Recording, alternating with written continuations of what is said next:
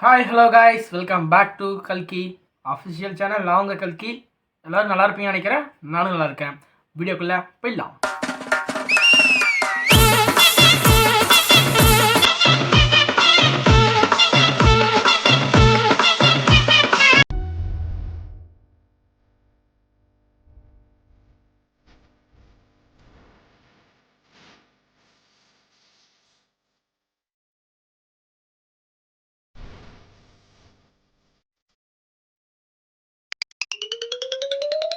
Okay, இது உங்களுக்கு எல்லாத்தையுமே புரிஞ்சுருக்குன்னு நினைக்கிறேன். விரும்பினாலும் விரும்பாவிட்டாலும் அரசியல் பழகுங்கள். இதுதான் இப்போ இருக்கிற நிலைப்பாடும் எப்போ இருக்கிற நிலைப்பாடு இருந்தாலும் இதுதான். நம்ம என்ன பேச போகிறோம்னா, ஃபேஸ்லாம் கொஞ்சம் டல்லாக இருக்குது, என்ன ஒரு மாதிரி இருக்கீங்க இப்படிலாம் பார்த்தா ரொம்ப ஒரு அலைச்சல், மிகச்சிறந்த இன்றைக்கி ஒரு அலைச்சல் நம்ம அலைஞ்சிருக்கோம். அதுக்கெல்லாம் காரணம் பார்த்தா இந்த கவர்மெண்ட் அப்படின்னு இந்த ஆளும் அரசாங்கத்தை நான் குறை சொல்லவில்லை. அதாவது இன்னைக்கு என்னோடய தங்கச்சிக்கு ஏற்பட்ட ஒரு கடும் எப்படி சொல்கிறதுன்னா ஒரு நெருக்கடி. அது யார் கொடுக்குறா? பள்ளியும் விடுதியும் சேர்ந்து. அது எப்படி ஆரம்பிக்குது, என்ன ஆரம்பிக்குதுன்னா தெளிவாகவே சொல்லிடுறேனே.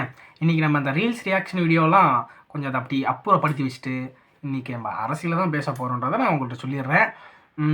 ரீல்ஸ் ரியாக்ஷனாலே வழக்கமாக எப்பயுமே பார்த்தவொடனே பல்ல காட்டுறதும் அதை பற்றி ஒரு பேசுகிறதுலாம் மட்டும் இல்லாமல் ஒரு நல்ல கருத்தை உங்கள்கிட்ட சேர்க்க வேண்டிய பொறுப்பு எங்ககிட்டலாம் இருக்குன்றனால இதை நான் பேசுகிறேன். என்ன ஆச்சுன்னா சொல்கிறேன் கேளுங்க. அவங்க இப்போ 10ஆம் வகுப்பு படிக்கிறாங்க. 10ஆம் வகுப்பு படிச்சுட்ருக்காங்க. அவங்களுக்கு ஒரு ஃபீவர் ஏற்பட்டுருச்சு. ஒரு 10 நாளுக்கு முன்னாடி ஃபீவர். அதனால் விடுதியில் ஃபோன் பண்ணி எல்லாம் சொல்லிவிட்டு அப்புறமேட்டுக்கு நாங்கள் கூட்டிகிட்டு வந்துட்டோம். கூட்டிகிட்டு வந்துட்டு இங்கே செக் பண்ணி பார்த்தா, பிளட் டெஸ்ட்டில் இருந்து பார்த்தா அவங்களுக்கு டைப்பாய்டு வந்துடுச்சு. டைப்பாய்டு ஜுரம்னாலே நம்மளுக்கு தெரியும், 15 days 20 days ஆச்சு கம்ப்ளீட்டாக ரெஸ்ட் இருக்க வேண்டியிருக்கு. அதனால் நாங்கள் கூட்டிகிட்டு வந்துட்டோம். கூட்டிகிட்டு அதாவது நாங்கள் அவங்களுக்கு ஃபோன் பண்ணி சொன்னோம். அவங்க ஃபோன் சரியாக ரீச் பண்ணல, எடுக்கலை. ஆனால் அவங்க கூட துணை விடுதி காப்பாளர்னு இருப்பாங்களே, அவங்கக்கிட்ட நாங்கள் சொல்லிட்டோம், இந்த மாதிரிங்க வர்றது கொஞ்சம் முடியாது, கிட்ட சொல்லுன்னு சொல்லிட்டு. அப்புறம் அவங்க கிளாஸ் டீச்சருக்கு சொல்லியாச்சு, அவங்களோட சப்ஜெக்டு சார்லாம் சொல்லியாச்சு. அதாவது அவங்க 10வது படிக்கின்றனாலேயே இதெல்லாம் ஓகே சொல்லிட்டோம். சொல்லி முடித்து இன்றைக்கி பார்த்தீங்கன்னா இன்றைக்கி 23/2/2026 இன்றைக்கி அவங்களுக்கு ப்ராக்டிக்கல் நடக்குது. அதனால் இப்போ கொஞ்சம் ஓரளவுக்கு ரெக்கவர் ஆகிட்டாங்க. ஆனால் பட் முழுசாக ரெக்கவர் ஆகலை. இன்னும் அந்த எஃபெக்ட்லாம் இருக்குது. நேற்று ஞாயிற்றுக்கிழமை நேற்று ஃபோன் பண்ணி எங்களை வர சொல்லியிருந்தாங்க. இதுமாதிரி உங்களால் முடிஞ்சால் வரலாம், நாளைக்கு ப்ராக்டிக்கல் இருக்குது, அந்த படிக்கிறதுக்கு வர முடிஞ்சால் வாங்க அப்படின்னு சொல்லி சொன்னாங்க. நானும் சரி ஓகே, ரொம்ப நாள் கொடுத்துட்டோம், 15 நாளுக்கிட்ட ஆகிடுச்சி, இதுக்கு மேலே விடக்கூடாது, படிப்பு வீணாக போகும், நம்மளும் ஏதாவது ஒன்று பண்ணி தான் ஆகணும்னு சொல்லிவிட்டு அவங்கள கொண்டுட்டு போயிட்டு நான் நேற்று சண்டே நான் ஸ்கூலுக்கு கொண்டு போனேன். அவங்க கிளாஸ் வச்சாங்க. அப்போ பேசினோம். போயிட்டு வார்டன்ட்ட போயிட்டு நாங்கள் டாக்குமெண்ட்டோடு எடுத்து போய் பேசினோம். இந்த மாதிரிங்க உடம்பு சரியில்லை, 15 நாள் ஆச்சு. பார்த்துட்டு உண்மையாலுமே ஒரு வார்டனாக இருந்தது தான் என்ன பண்ணியிருக்கணும்னா, இது மாதிரி 15 நாள் ஆகிடுச்சுன்னா அவங்களுக்கு ஒரு விதிமுறை இருக்கும். அவங்களுக்கு ஒரு விதிமுறை இருந்தாலுமே நாங்கள் அஸ் எ பேரண்ட்ஸாக நாங்கள் டாக்குமெண்ட்டை கொடுத்து அந்த டாக்குமெண்ட்டை வாங்கி பார்த்துட்டு ஓகே இவ்வளோ பிரச்சனை இதெல்லாம் முடிஞ்சிச்சுன்னு சொல்லிட்டு ஒரு மனிதாபிமான அடிப்படையில் நாளைக்கு ப்ராக்டிக்கல் இருக்குன்னா ஒரு அஸ் எ வார்டனாக என்ன பண்ணிருக்குன்னா சரிங்க அப்படின்னு சொல்லிட்டு அவங்கள சேர்த்து வந்துருக்கும். ஏன்னா இதெல்லாம் ஒரு பெரிய பிரச்சனையே கிடையாது. ஆனால் அவங்க என்ன பண்ணியிருக்காங்கன்னா, அவங்க வார்டன் பேர் மென்ஷன் பண்ண விரும்பலை. பட் ஆனால் இது இடத்த நான் சொல்லிடுறேன். கள்ளக்குறிச்சி விருகாவூரில் கவர்மெண்ட் ஸ்கூலில் தான். இது யாருக்குமே நான் நினச்சிருந்தா நான் அப்போவே வீடியோ எடுத்து போட்டிருக்க முடியும். பட் இருந்தாலும் ஒரு பொறுப்புணர்ச்சின்னு நம்மளுக்குன்னு ஒன்று இருக்குது. பட் இருந்தாலுமே அவங்களோட நிர்வாகத்தை நாம் எப்போதுந்தே பார்த்துக்கிட்டு இருக்கோம். இதை பற்றி நம்ம இன்னுமே வெளியே சமூக ஊடகத்தில் பேசலைன்னா அது நமக்கான ஒரு அழுக்காக நான் பார்க்குறேன். ஏன்னா இப்படி ஒரு கேவலமான ஒரு நிர்வாகத்தை நான் பார்க்கல. ஏன்னு கேட்டிங்கன்னா, ஒரு வார்டனாக இருக்கவங்க அவங்கள நம்பி தான் நாங்கள் ஆயிரக்கணக்கானவோ நூற்றுக்கணக்கானவோ பெண்களை நாங்கள் விட்டுட்டு போகிறோம் ஒரு விடுதியில். அப்படி விட்டுட்டு போகிற பட்சத்தில் எந்த பொறுப்பு ஆனாலுமே எல்லாமே அவங்க தான் ஏற்றுக்கணும். அது அப்படி நடந்து நாங்கள் விட்டுட்டு வந்தோன்னு சொல்லிட்டா நாங்கள் ஃபோன் பண்ணால் சரியாக ரெஸ்பான்ஸ் பண்ணுறதில்ல. எப்பயுமே ஃபோன் பண்ணால் அவங்க எடுக்கிறதே கிடையாது. அவங்க இஷ்டத்துக்கு வர்றது, அவங்க இஷ்டத்துக்கு போகிறது, அவங்க இஷ்டத்துக்கு எல்லா வேலையுமே பண்ணுவாங்க. மாணவர்கள்ட்டேருந்து வாங்கி சாப்பிட்றதும் பிற விஷயத்தை செய்கிறதும் அவங்க செஞ்சு எப்படியோ செஞ்சுட்டு போகிறாங்கப்பா. அப்படி கூட செஞ்சால் கூட இருக்கட்டுமே, இருந்தாலுமே அவங்களோட நிர்வாகம் சரியாக செய்யலை. அது ஏன்னு கேட்டிங்கன்னா, நாங்க டாக்குமெண்ட்ட காட்டுனா உண்மையாலுமே இது சொல்லியிருக்கணும். டாக்குமெண்ட்லாம் பார்த்துட்டு சரின்னு விட்டு அனுப்பிச்சிருக்கணும். ஏன்னா 15 நாள் வந்து ரெஸ்ட்ல இருந்திருக்காங்க. நாளைக்கு ப்ராக்டிகல்லாம் இன்னைக்கு நீங்க சேர்த்து தான் இருக்கணும், ஒரு விடுதியில. அதுக்கு என்ன சொல்லியிருக்காங்க, என்ன என்ன நின்னு பார்த்து பேச இது இல்ல. அதாவது பொதுவாவே இந்த பெண் விடுதியில வந்து ஆண்கள் அனுமதி இல்ல. இருந்தாலும் என் தந்தை இல்லாத காரணத்தால, எங்க அம்மாவுக்கு அப்பப்போ உடம்பு சரியாததுனால, நான் வந்து அவங்க அண்ணன் ஆஸ் எ பேரண்ட் இப்ப நான் தான் அவங்களுக்கு ஒரு தந்தை மாரி. நான் போயிட்டு அந்த இடத்துல நிக்கிறேன். என்ன ஒரு ஆளாவே மதிக்காம, அவங்க பாட்டுக்கு ரூமுக்குள்ளேயே பூட்டிட்டாங்க. எங்க பாப்பா போய் எவ்வளோ பேசினாலுமே ரூமுக்குள்ளேருந்து பதில் சொல்லிட்டு இருக்காங்க. வெளிய வரல. ஒரு ரெஸ்பான்ஸ் இல்ல. இதுதான் அந்த நிர்வாகமா? நான் கேட்கிறேன். ஒரு வார்டன்னா இப்படி தான் இருக்கணுமா? ஏன் நான் ரூம்ல பூட்டிக்கிட்டு, அவன பார்க்க முடியாது, வர முடியாது. அப்படி சொல்றதுக்கு எதுக்கு வார்டன் தான் நான் கேட்கிறேன். எதுக்கு வார்டனா இருக்கணும்? ரிசைன் பண்ணிட்டு போ வேண்டியது தானே. வேலைய பார்க்க தெரிஞ்சா பார்க்கணும். இல்ல வேலைய ரிசைன் பண்ணிடணும். என்ன புரிஞ்ச வரைக்கும் அதுதான். அஸ் எ பேரண்ட் வந்து சொல்லிட்டு இருக்கேன். அவங்களுக்கு அவ்வளோ காய்ச்சல் அடிச்சிட்டு இருக்கு. நான் வந்து சொல்லிட்டு இருக்கும்போது, ஒரு ரெஸ்பான்ஸே இல்லாம என்ன சொல்லிட்டு இருக்காங்கன்னா, "நீ எனக்கு யாருன்னே தெரியாது. வெளிய போ. ஏன் அங்கேயே இரு." அப்படின்னு எனக்கு ரொம்ப கோவம் வந்துருச்சு. அந்த கோவத்தில நான் என்ன சொன்னேன், எனக்கு இன்னும் ரொம்ப ப்ரெஷர் அதிகமாயிடுச்சு. ஏன்னா காலைலேருந்து மதியம் வரைக்கும் ரொம்ப ஒரு நேரம். அவங்களுக்கு வேற உடம்பு சரியில்ல. அப்பப்போ ஊசி போடுறேன். நெறைய ப்ரெஷர் இருக்கு. நானும் படிக்கணும். எங்களுக்கும் சில பிரச்சனைகள் தான் இருக்கு. அப்படின்னு நாங்க தெளிவா நான் போய் பொறுமையா சொல்லும்போது, அவங்க வந்து சரியான ஒரு மரியாதையோ, என்ன பார்த்து சரியான ஒரு வார்த்தைகளோ வரல. அதுக்கு தான் நம்ப என்ன பண்ணோம், எனக்கு இன்னும் கோவம் வந்துருச்சு. நான் தான் சொன்னேன், "என்னங்க நிர்வாகம் நடத்துறீங்க? என்னங்க வாசல் நடத்துறீங்க? நான் வந்து உங்களுக்கு டாக்குமெண்ட் தரேன். இந்த டாக்குமெண்ட் பார்க்கறதுக்கே நீங்க தயாரா இல்ல. நீங்க எதுவுமே அடுத்த கட்ட நடவடிக்கை எடுக்கவே இல்ல. இதெல்லாம் ஒரு விஷயமா? ஏன் இப்படி எங்கள வந்து அலட்சியப்படுத்துறீங்க? எதுக்கு அப்புறப்படுத்துறீங்க? எங்களுக்கு ஏன் நெருக்கடி குடுக்குறீங்க?" நான் கேட்கறேன்.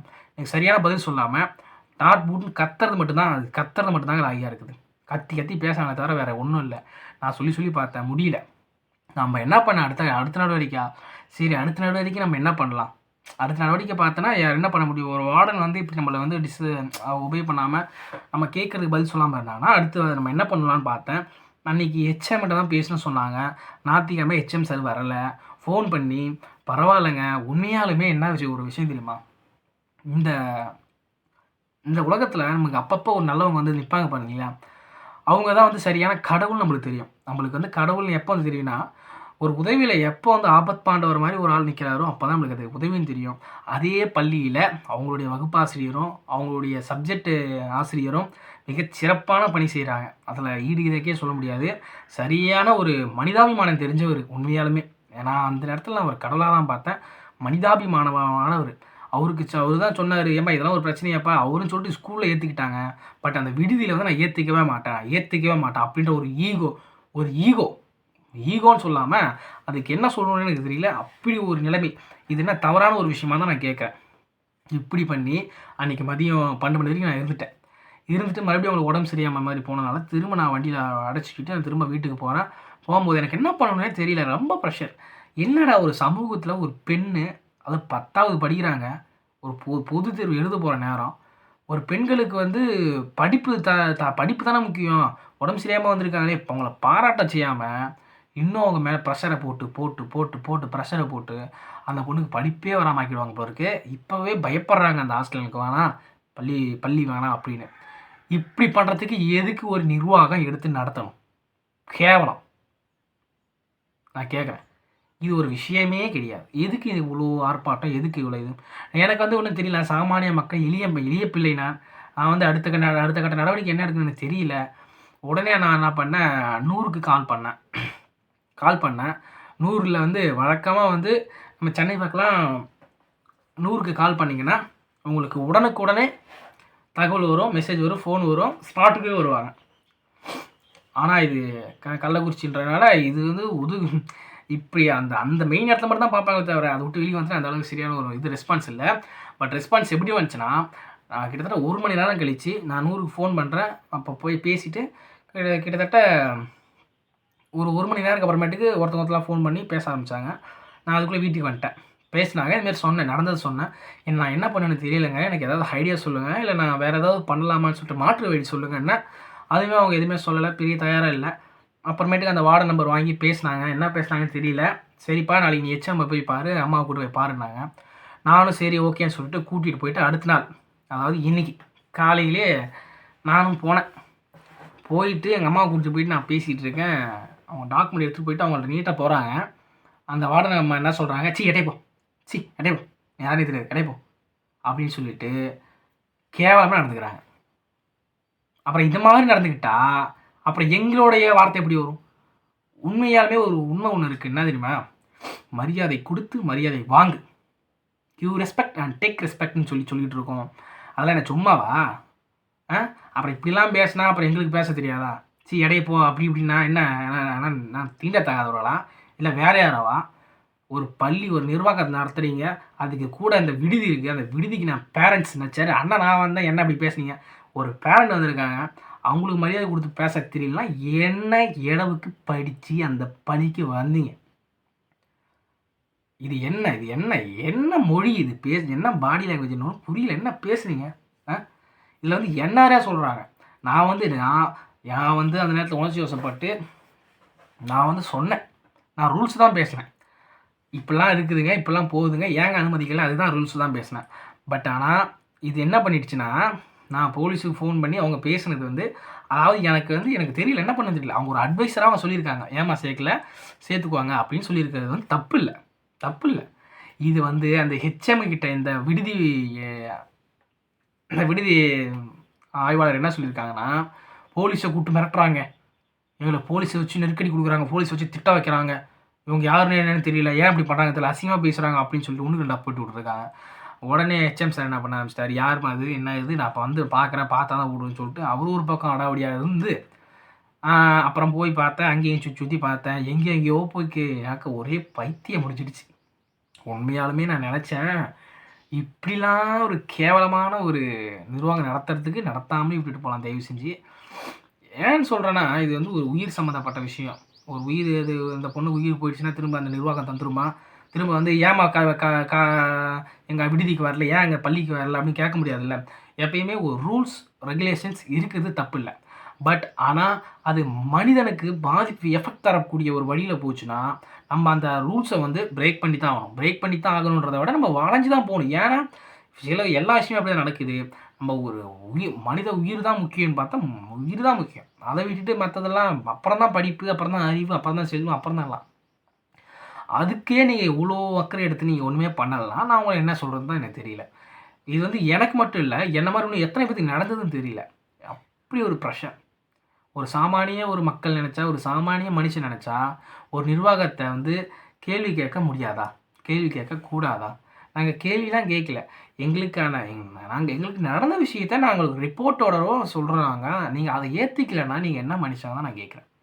திரும்ப போனதுக்கப்புறமேட்டுக்கு அங்கே ஒரு சார் இருந்தார், ஹெச்எம் வரலன்னாரு. சரி அசிஸ்டன்ட் ஹெச்எம் யாருன்னு கேட்டேன். அப்புறம் ஒரு அண்ணன் ஒரு சார் வந்து பேசினார். அந்த சார்கிட்ட நடந்த விஷயத்தெல்லாம் சொன்னேன். பட் நாங்கள் பேசுகிறத அவர் கேட்கல. முழுக்க ஏங்க நீங்கள் எதுக்கு அப்படி பண்ணீங்க, நீங்கள் எதுக்கு அப்படி பண்ணீங்க, நாங்கள் எதுக்குங்க அப்படி பண்ண போகிறோம், நாங்கள் அதை டாக்குமெண்ட் வச்சு கொடுக்குறோம். அதை தான் புரிஞ்சுக்கோங்க. நாங்கள் பாதிக்கப்பட்டவங்க உடம்பு சரியில்லை, டைப்பாய்டு, 15 நாள் லீவு, நாளைக்கு ப்ராக்டிக்கல் அப்படின்னா அந்த பொண்ணோட மனநிலைமையும் யோசிக்கணும். ஒரு பெண்ணுக்கு இந்த சமூகத்தில் படிக்கிற அந்தஸ்து வழங்குறதுக்கு நீங்கள் எப்படி பார்க்குறீங்க? அவங்க பொண்ணுங்களே படிக்கிறது நம்ம கஷ்டப்பட்டுட்டு இருக்கிற காலத்தில் சொல்லி உதவுங்கன்னு சொன்னால் உபத்திரமாக இருக்கீங்க. நான் என்ன சொல்கிறது, இப்போ இதெல்லாம் படித்தவங்க வேறு. இதெல்லாம் ஒரு பிரச்சனையே கிடையாது. உண்மையாலுமே சொன்னால் இது ஒரு பிரச்சனையே கிடையாது. லீவு 15 நாள் எடுத்துட்டாங்க. ஏன் எடுத்தாங்க? Proper reason.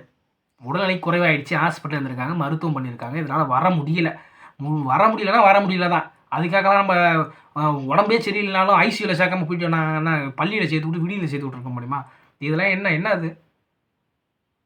இவ்வளோ நடந்துங்க. உண்மையாலுமே சொல்கிறேன், ஒரு எளிய பிள்ளை நினச்சா எதுவுமே செய்ய முடியாது போல் அந்த உலகத்தில். பேருக்கு தான் மக்களாட்சி. நம்ம கவர்மெண்ட்டை குறை சொல்லலை, இந்த நிர்வாகத்தை தான் குறை சொல்கிறோம்.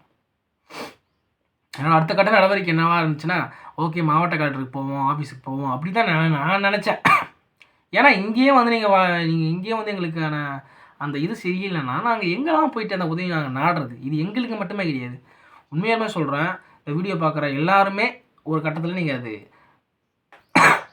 நீங்கள் ஒரு கட்டத்தில் நீங்கள் வந்து அதை அனுபவிச்சிருப்பீங்க. அப்படி இல்லைன்னா திரும்ப அனுபவிப்பீங்க. ஏன்னா அதுதான் இந்த சமூகம். இவ்வளோ நடந்திருக்கே, சரிடா என்னடா ஆச்சு அவ்வளோ பண்ணிக்கல, என்ன ஆச்சுன்னு கேட்டிங்கன்னா ஒன்றுமே சரியாகலை. கடைசியாக அப்புறமேட்டுக்கு நான் வந்து எனக்கு தெரிஞ்ச கலெக்டர் ஆஃபீஸில் வேலை செய்கிற அண்ணகிட்டலாம் பேசி அப்படி இப்படின்னு பண்ணி அப்புறம் நானும் கொஞ்சம் சொல்லி இதெல்லாம் பண்ணதுக்கு அப்புறமேட்டுக்கு தான் அப்புறம் ஹெச்எம் சார் ஃபோன் பண்ணார். அவர் பேசினார், என்னப்பா ஆச்சு ஏதுப்பாச்சுன்னாரு. நடந்த விஷயத்த சொன்னேன். சரிப்பா ஆச்சுப்பான்னு சொல்லிட்டு லெட்டர் எழுதி கொடுத்துட்டு போயாச்சு. இது வந்து நீங்கள் அன்றைக்கே பண்ண முடியாதான் என்னோட கேள்வி. என்ன நிர்வாகம் நடத்துகிற அன்றையே செய்ய முடியாதா? நீ செய்ய முடியாதா? அன்றைக்கி ஃபோன் பண்ணி இது மாதிரி ஆயிடுச்சுங்க போச்சுங்க வந்து சொல்லிட்டு போக முடியாதா? இதுக்கு என்ன 2 நாள் அலைய வைக்கணுமா? இதில் நான் 2 நாள் அலைய வச்சு தான் உன்னை உள்ள விடுவீங்களா? எனக்கு அவ்வளோ கஷ்டமாச்சுங்க. ஒரு கைதி கொலை செஞ்சவங்க கூட தைரியமாக ஸ்டேட்டஸ் போட்டுட்டு அதை போட்டுட்டு இதை போட்டுட்டு சந்தோஷமாக வெளியே சுற்றிட்டு இருக்காங்க. ஒரு எளிய பிள்ளை படிப்புக்கோசரம் போய் போராட்டம் பண்ணி நின்னா, உடம்பு சரியாத பொண்ணு போய் நின்னா, உங்களுக்குலாம் அவ்வளோ கேவலமாக இருக்குதா? நான் அவ்வளோ அசிங்கமாக இருக்குதா? எங்கெல்லாம் பார்த்தா உங்களுக்கு அவ்வளோ அசிங்கமாக இருக்குதா? வெக்கமாக இருக்குது. நீங்களாம் மனுஷங்கன்னு சொல்கிறதுக்கே வெக்கமாக இருக்குது. மனுஷ பிறவினாலே எனக்கு பயமாக இருக்குது. ஆனால் அப்படி இருந்தும் ஒரு 2 பேர் நல்ல பேர் ஒரு நல்ல உள்ளங்க இருக்காங்க பாருங்க, எனக்கு மனசுக்கு அவ்வளோ நிம்மதியாக இருக்குது. அந்த 2 நல்ல உள்ளங்கள் நம்மளை கேள்வி கேட்குதுல்ல, அவங்க 2 பேரும் எனக்கு ஆதரவாக அவ்வளோ அழகாக பேசினாங்க. ஆதரவான்னு சொன்னதால உண்மையாக பேசினாங்க, நடுத்தரமாக பேசினாங்க. அவங்க பிள்ளைக்கு அப்படியா இருந்தால் விட்டுருப்பாங்களா?